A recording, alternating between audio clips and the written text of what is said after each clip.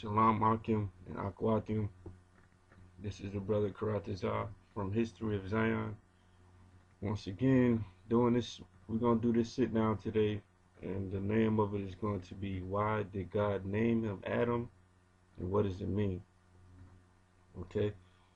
And the reason we're going to get into this is because there's a whole controversy going around with the word Adam and Adama. Just the whole meaning of that and the word ruddy and all of that. So I figured we'll just break it down to the core, Since I broke down David and the ruddy, just might as well just go and break down the word Adama and then go and break down Lamentations 4 and 7. But the thing is, you got a lot of Edomites out there, mainly the Edomites, but then you got niggas that try to use this thing too, where they try to say that Adam was a white man because they say that the word Adama means red in Hebrew, which that's a lie. Okay, that's a lie. The word for red in Hebrew is Adawam. Okay, Esau came up with this whole thing to cover it up. All right, so I got this dude on YouTube, man. He trying to come in my inbox and send me some bullshit and tell me we not the Israelites and we're not the chosen people because the white man is the chosen people and the white man are the Israelites, this, that, and the other. So, I'm gonna go and expose this damn rat, okay? I told him I was gonna burn his ass, alright? So I'm finna burn him on YouTube. And I'm, in Lord willing, I'll do some more sit-downs. I'm gonna burn this damn faggot some more. Alright, so his name is S.K. Joyner, alright? Basically, he says blacks fulfill no prophecies but slavery. God's covenant promises with Abraham's seed was forever.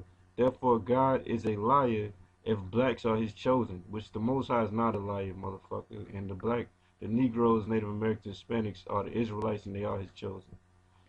Alright, so let's go down a little bit. He goes on and talks a bunch of bullshit. Alright, so let's go down a little bit and see what he says. Because then he tries to pull the whole Adam thing. The whole Adama thing. He goes into Leviticus 13 and 13, which is talking about leprosy. I don't know why the hell he would pull that out.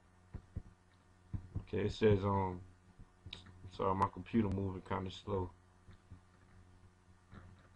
Leviticus 13 and 13, when the priest examines the infected person and finds that the disease covers the entire body, he will pronounce that person ceremonially clean, since the skin has turned completely white and that person is clean. All you got to do is go read Leviticus chapter 13 all the way down.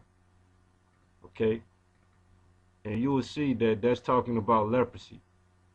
Okay, if a person's skin turns from dark to white, if a person's skin is dark and then they start getting white blotches, that's leprosy. Then if it turns all the way white, then it's a clean type of leprosy. Okay, it doesn't mean that the white man is clean. Okay, then he brings out Songs of Solomon. My beloved is white and ruddy, says Solomon, lover about Solomon. That's some bullshit. The Most High, when it says the Most High is white, it's talking about his righteousness. And when it says ruddy, ruddy is another word. Ruddy means brown. Okay, so he can't be white and brown at the same time. He brings out Lamentations chapter 4 verse 7. Her Nazarites were whiter than milk. They were more ruddy in body than rubies. Okay. And then the last part of that says their polish was of sapphire. Okay, how can you be a sapphire is blue? So how can you be blue? How can you be red in your body and then you have a blue polish? Red and blue is purple. So you mean to tell me the Israelites were purple? Okay. Then he says, then the next verse 8 says their countenance was as dark as a coal. Meaning that their countenance, which is your appearance of your face, is black. So how they gonna have a black face and a purple body? Tell me that. I don't know, Mr. White Man. Alright, so then he brings out Isaiah 29 and 22. And we're gonna get into this real quick. Isaiah 29 and 22. He says, who redeemed Abraham, says the house of Jacob. No longer will Jacob be ashamed, no longer will their faces wax pale. Indians still call us pale face today. Well, if you're the chosen people, it says no longer will your faces wax pale. So that means if you're in your rulership, your faces is not supposed to be pale today. So that automatically X you out, Mr. White Man. SK Joiner, I can see you don't know the scriptures.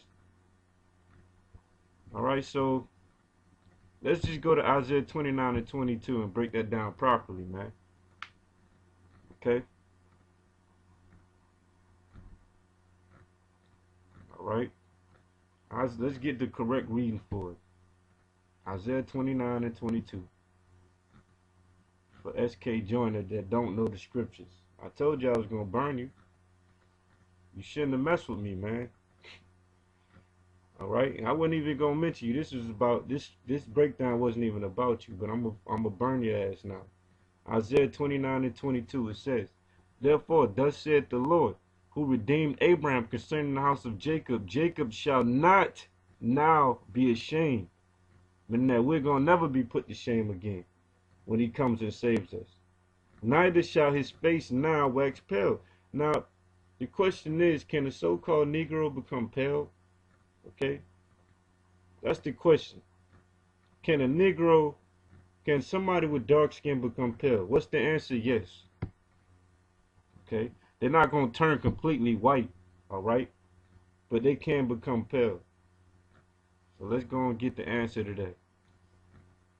All right, so let's go up a little bit and get what the question was.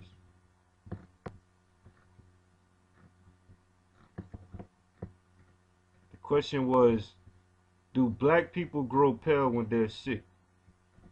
So the question is, can black people get pale?